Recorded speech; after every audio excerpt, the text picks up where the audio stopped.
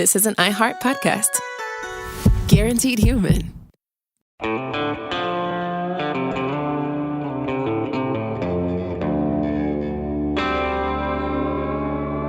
Body Bags with Joseph Scott Morgan.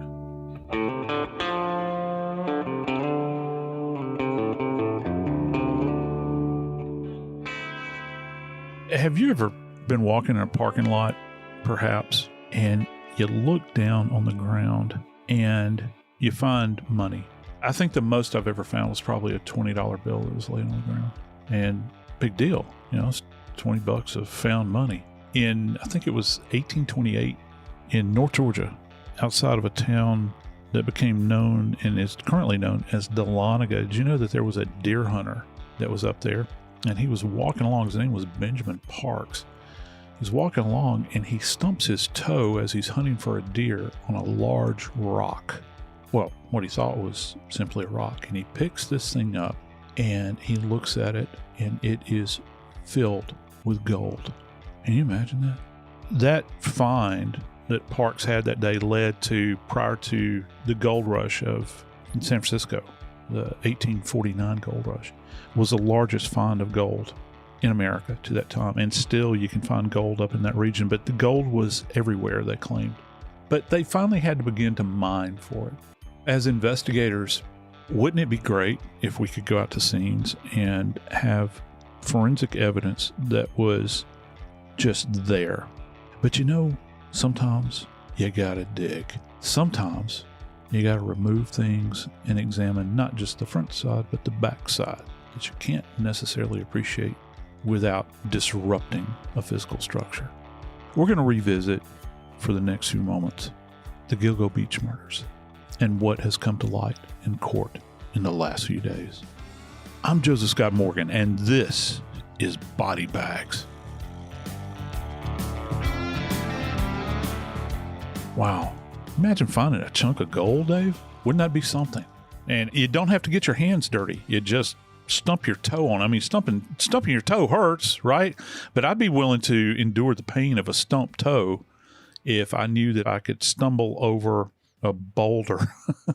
I'm saying a boulder, but a large rock that is filled with gold. I'm ready to endure that pain. How about you, my friend? Buddy, if that was the case, I wonder about those stories, where you hear they just looked down and saw a nugget or whatever. And I've seen those stories and played them out. And they usually follow along with the same thing about the island filled with the gold treasure hidden and Loch Ness Monster, all the other stories. But yeah, if I look down and saw something, I'm out there hunting and find something, yeah, I'm going to dig. This story, Joe, I do not see that we're at the ending. We're talking about people that were murdered. We're talking about women that were murdered and one man, and trying to find the perp. Who did this? And are we looking for more than one? I'm curious because this is right down Joseph Scott Morgan's alley. The body bag story is here. This could take the rest of your career to figure out what happened. This could consume it. If you think about it, Joe, look at what right now, we've got one man and reality here. 3 women identified as his victims. And of course, the possible 4th. But that's it. We have a whole bunch more families waiting for resolution of their loved one's death. With this case, you say that it could take the rest of my career doing this. Certainly, I hope that is not the case. I hope it's not the case for the families and for the investigators. It's train wrecked, apparently, a couple of careers now. Isn't that a horrible thing to consider just for a moment? That because people may have drugged their feet or there was infighting or something like that, this has not had the most expeditious path that could have been pursued, and you've left people wanting. Maybe you've missed opportunities. Just maybe something was lost in the past that could have prevented someone winding up in harm's way. I don't know. We don't have those answers yet, and that's kind of ominous when you think about it. But just reflectively, the day that they finally arrested Rex Huermann, I think, shocked. I didn't see it coming. I don't think you saw it coming. We talked about it once before. And now, reflectively, we're looking back at the 3 cases that he is currently being charged with.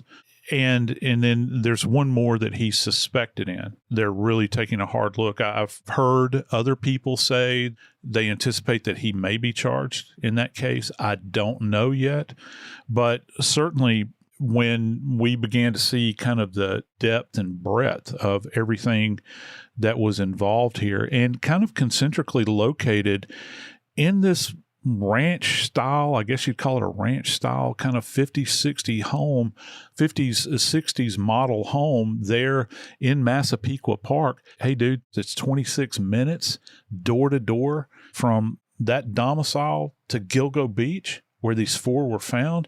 I got to tell you, man, I was shocked. I mean, I really was, that he was domiciled so close to where these bodies, these three that he's accused of, were deposited.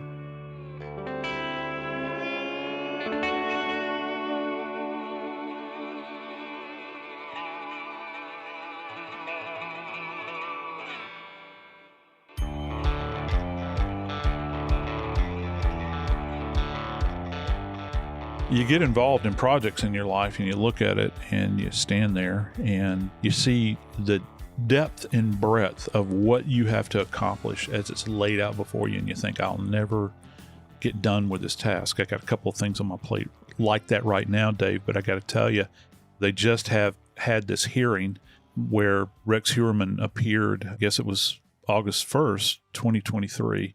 And Dave, there was something that stood out to me, man. I couldn't take the measure of it because I'm not a computer guy.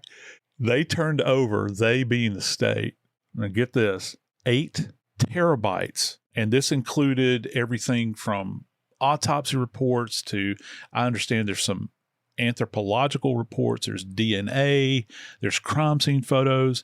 And all of this has been turned over to the defense. You know, this is part of the discovery process, because you have to, you know, if you're going to accuse somebody, and this is the way it works, if you're going to accuse somebody, the defense has the right to see what the basis of all of this is so that they can examine it and they can take their time with it. And forgive me, because I know that I've got computer people in our audience and I bow to your greatness, I got to tell you. But I looked at that and I was trying to think, 8 terabytes. I think that's, if I'm not mistaken, I think that's 800 trillion bytes of information. So that kind of frames it right there. This is going to be very dense, I think, as far as what the defense has in front of them to try to get through and try to understand 2,500 pages of records, Dave. And to be honest with you, when you look at the crimes, how long the investigations have gone on, that doesn't even seem like that much, because there's so much here, even on just one, based on what we have done as a person who follows crime and reports on crime, knowing the investigators and how much time they invest in one murder to solve it. When you have a body that is recovered and you don't know how long it's been there, if you found just one and didn't have an immediate resolution, didn't have an immediate suspect, just we found a body. Think about the number of man hours, the amount of evidence you collect, the different paths you go down, and that is what has happened here. Joe, I've been a part of 6 different shows that have dealt with the Gilgo Beach murders over the last 8 or 9 years. Part of the problem with reporting on crimes is sometimes because you're listening to so many different reports from different angles and from different people. You have a documentary that includes a detective from a different district who's offering his or her insight. And then you have a detective that once worked on the case. And then you have a private investigator and an attorney that are associated with 1 or 2 of the other families. And you have all of these different individuals involved. And everybody has a different opinion and a different thought of what happened to their loved one or their whoever they're representing. And it's the culmination of all of these voices yammering that leads down to one path. How do you explain an investigation that started with Shannon Gilbert, was the reason we're here today? Her going missing and it not being properly investigated. Her 911 phone call. Her attorney for the family coming forward and challenging her sister, challenging the actual results of the police. And by the way, Shannon Gilbert is probably the one person who is not part of this actual Gilgo Beach, in my mind. Okay, just in my mind, she's not part of this. I think her death was separate unto itself based on what we see in the others, but I could be wrong. No, I think you're speaking the truth there, because what you're looking for, any kind of serialized event, are commonalities. And with what you're talking about here, I think in the three that he is charged with, first off, we have deposition, don't we? We have where these bodies are deposited out there along that roadway, which again is mind-blowing to me. I think about the narrative of it being somebody that would have knowledge of an area, or procedural knowledge of how these things are handled. I can see why people would think, yeah, this has got to be somebody that is either a former police officer, they know how to avoid detection. But there's something else that comes along with this. They're alleging that Hueurmann is actually who perpetrated these three, at least. Well, what do we know about him? We know that he grew up in Long Island. We know that he has familiarity. Look, man, I'm sure that where you and I both grew up, in the different areas we grew up, there are little, as we say down here in the South, little pig trails that we're aware of. There are places where people can and cannot see us, because as kids, we ran up and down those roads. We know where all little hiding spots are, perhaps. And if you purposed in your mind to participate in a serialized homicide, which they're alleging that he is or has, that even gives you more focus, doesn't it? So you're thinking, okay, how can I do this in the most efficient, quickest way possible to get as much distance between myself and the bodies and get out of here so nobody will see me? Well, if you do it at night, you just pull over on the shoulder of the road and you drag a body out into the brush and you're back in your car. No one's the wiser, because my understanding from friends of mine that live out on Long Island and have frequented this area, in my mind, people, when you think New York, people think about the city, but you don't realize you get on Long Island, it's isolated, man. There are stretches of road where you won't see a headlight for a while, particularly if it's in the middle of the night. So you got the cover of darkness working for you, and you're right off of the road. It's not like this individual is going off into the brush to dig some deep involved grave and to cover them up. No, that's not what's going on here. You got these women that are wrapped in similar burlap that are taken and deposited off the roadway, not very far from one another. So you've got that commonality as well. It's not just the address, say, for instance, in the 1000 block of this road or whatever it is. You've got within feet. That goes to familiarity, don't you think? Yes, it absolutely goes to familiarity. Also, you have to throw in, it was accessible by water.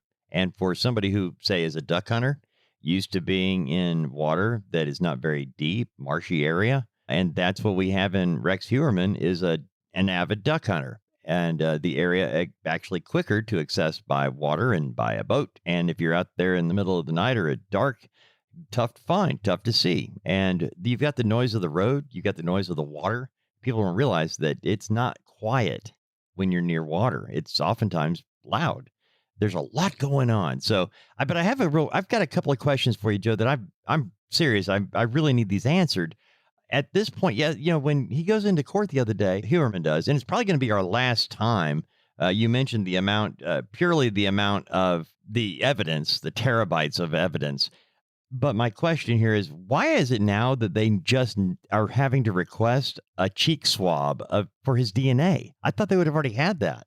Maybe at this point, from a procedural standpoint, if he contacted his counsel as soon as this happened, they may have set up kind of this barrier around him and said, you're not to say anything. You be polite. And they say that he is compliant in jail. All right, you be polite.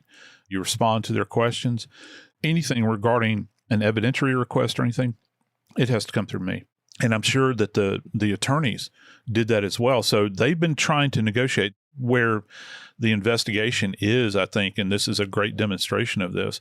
If they have to compel him at this point in order to render a cheek swab, perhaps it's just a procedural issue, or perhaps they've created this kind of barrier around him where they want to make sure that every box is ticked along the way, that nothing is mismanaged. Because Dave, think about just in time and man hours alone, how much has been lost up to this point.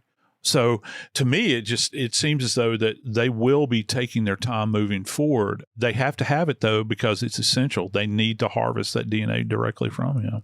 So that takes care of why the DNA and why the buccal swab being needed now. But one of the things that we did find out, Joe, from Huermann's wife, by the way, we know, according to the attorney for Rex Humerman, that his wife was blindsided by the whole thing. His children are shocked. His stepson, who is a special needs stepson, is 33 years old, that he has been really shaken by this.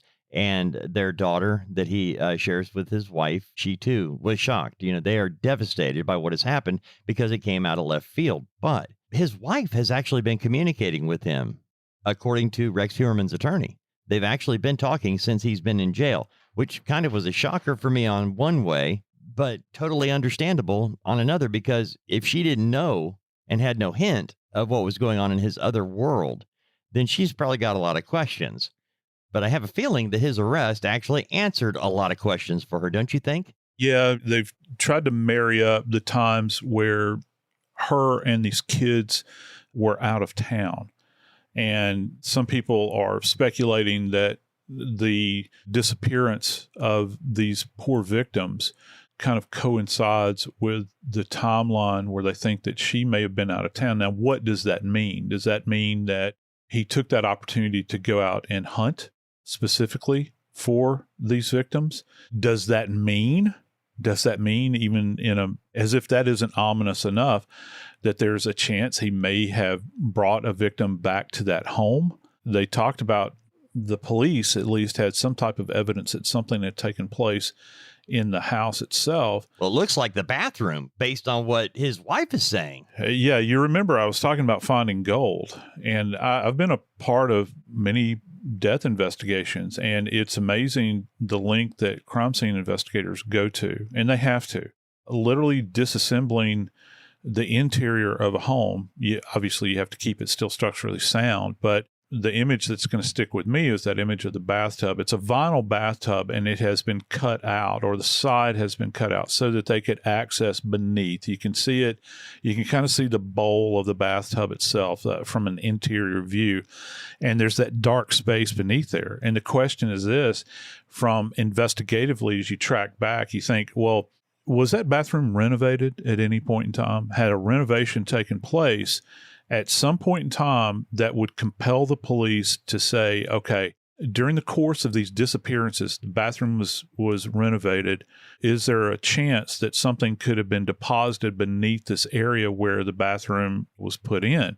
Maybe that was their motivation, or maybe they're casting a wide net. We're going to explore every possible area. And I can tell you that cutout area that you see in that image, and not just that cutout area, but did you notice as well in that shot that the tile has been pulled up off the floor as well? I was going to ask you about that because it looked like those little ceramic tiles. As you walk into the bathroom, if you can imagine, you have a door that opens up, and on the right-hand side, immediately as you walk in, you would have a sink, and then the toilet directly in front of you. You're looking at the bathtub and the tile flooring. And if you, what Joe's actually talking about, the part they cut out of the tub that we could see is the side of the tub that does open up to where you can see underneath the bathtub. And I thought, based on where they cut that piece out of the bathtub and the tile directly in front of it and the grout that goes between the tile and the bathtub, I was thinking they were looking for DNA, some type. Yeah, they could have, or some kind of deposit of what appears to be blood.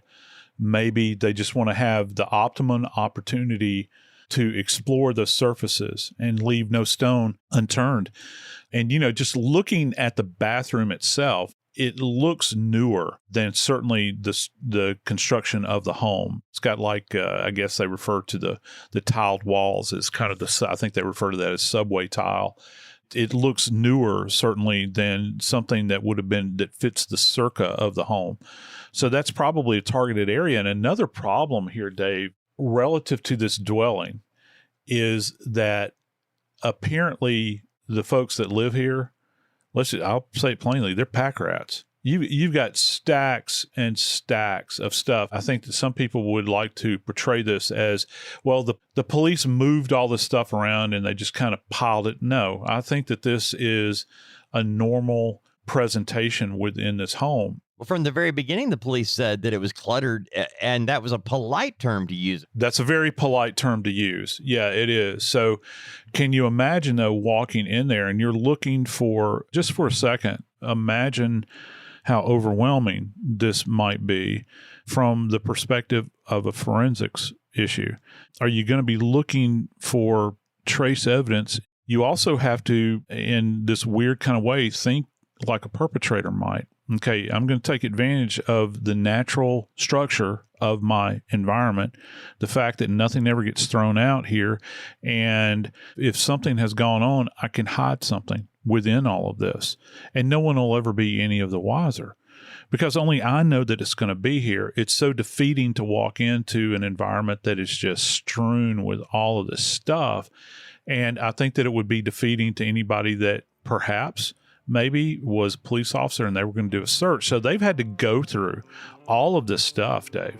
And it's an overwhelming volume of items to kind of have to suss through.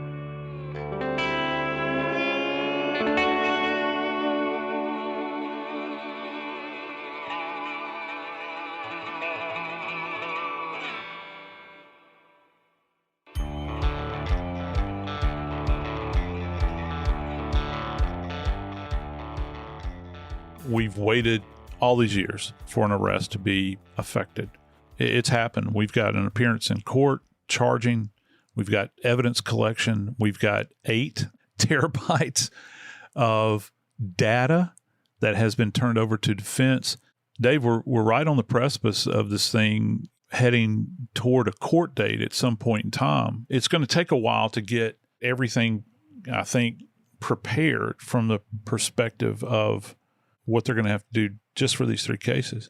But these aren't the only 3 cases, though, that are out there, right? Right. And you mentioned the terabytes of information, the evidence that they already have. And you're talking about the 3 people he's been charged with killing. And that would be Megan Waterman, Melissa Bartholomew, and Amber Costello. The 4th one that there's the Gilgo 4. And these are the 4 women that were murdered in a very similar fashion. Their bodies were found in a similar fashion. The 4th is Maureen Brainerd Barnes. And we keep waiting for that announcement that he's been charged with that, but he hasn't. And, they still have 3. But, you've got a total of 10 between 2 different sites, too. We've got another site where in Manorville, where the dismembered remains were partially found at Gilgo.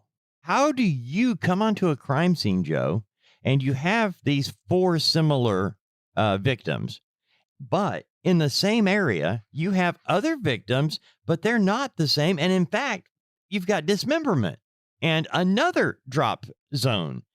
Okay. From a purely forensic science perspective, it's going to be difficult. Any way you examine this, it's going to be very difficult to kind of tie him back unless you have circumstantial evidence. I don't know if you're going to be able to harvest enough scientific evidence, because here's what I'm left with. I've heard people hold forth on what they believe are the causes of death in regards to the Gilgo 4, specifically the 3. Some people have said that it's it might be strangulation. But I'm hearing that bodies are severely decomposed. I'd have to know how they arrived at those conclusions. What kind of physical evidence do they have? We don't have the autopsy reports. And then I've heard people say, well, it's kind of nonspecific homicidal violence. And anytime you hear that, it's almost like saying, okay, we know they died at the hands of another, but we can't really say what the causative effect was in that. And so that can be a real problem when you begin to do the assessment and trying to marry these things up. And then you throw on, and look, I'm thinking, hey man, what are the odds that you're going to have these 3 and the 4th that he hasn't been charged with, and you're going to have other associated remains that are out there? How is he not related to that? Well, you have to be able to prove that. And one of the difficult things, if he is a serialized perpetrator like they are alleging that he is, the behaviorists out there, they like to talk about copycats and all these sorts of things. They go on air and talk about this. It's not something that you see frequently. And then if you've got a perpetrator that has a specific way of of carrying out these serialized events. Let's just say it's a sex assault and they like to choke people out. They would like to wrap the bodies up and deposit them. That's a completely different animal from an individual that commits a homicide and then takes the time to take a sharp instrument and dissect out the body. And dismembering the body and then depositing those remains in different locations where you've cut hands off, you've cut heads off, and they're deposited in one location. You might have legs found in another location. That almost smacks of something, a different animal at that point in time. Because how do you get an individual that changes horses in the middle of the stream from a procedural standpoint? Because serial perpetrators are all about procedure. They're all about the order in which they do things. They're deriving pleasure from this. They have certain ways they go about it because they're living out fantasies in their mind. And how does that level of violence or postmortem violence play into what we're seeing with wrapped, dumped bodies? I think that that's something that's going to require a lot of explanation going forward and further examination if they're going to try to tie these other bodies back to him. I don't know that they're necessarily going to be able to do it, Dave. That's the part that I am very curious about, because in reality, there is no statute of limitations on murder. So even though we've got a case here, Rex Humerman charged with 3 murders, it doesn't mean the other cases go by the wayside. They've just got to finish this with him, all the while knowing that you've got other issues with the other victims that were found that don't match up. The MO is not the same and maybe changed, but there's also the fact that there are many years in between when the last body was found at Gilgo Beach and his arrest. Are we to believe, are we to assume that he stopped? Even though we know, based on what the police said, the reason they went and got him the day they did was because they knew he was talking with other workers. He was doing the same things as before, and they were concerned that he was looking for someone else to take off. Are we to now believe that he stopped for years and was getting ready to start back when they caught him? That's hard to buy because the idea has always been propagated out there that this is an unquenchable thirst. That anytime you have somebody that engages in this behavior, the only thing that is going to stop them is either going to be law enforcement catching up to them, it'll be their own death or their own infirmity, where they just can no longer carry on and continue to perpetrate because they've hit that kind of age barrier and perhaps continue to live in this fantasy world in their mind, but they don't have the ability to go out and do that. Are we to think that he stopped and took this bigger break? There have been others that have done that in the past. But listen, we're right at the beginning, as you've stated, Dave. This is not the end. We've got a long road to travel in these cases, and we'll see what the future holds. I'm Joseph Scott Morgan, and this is Body Bags.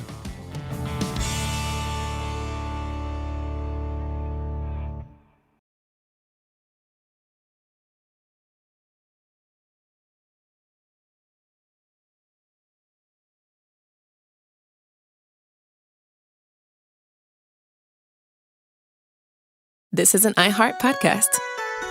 Guaranteed human.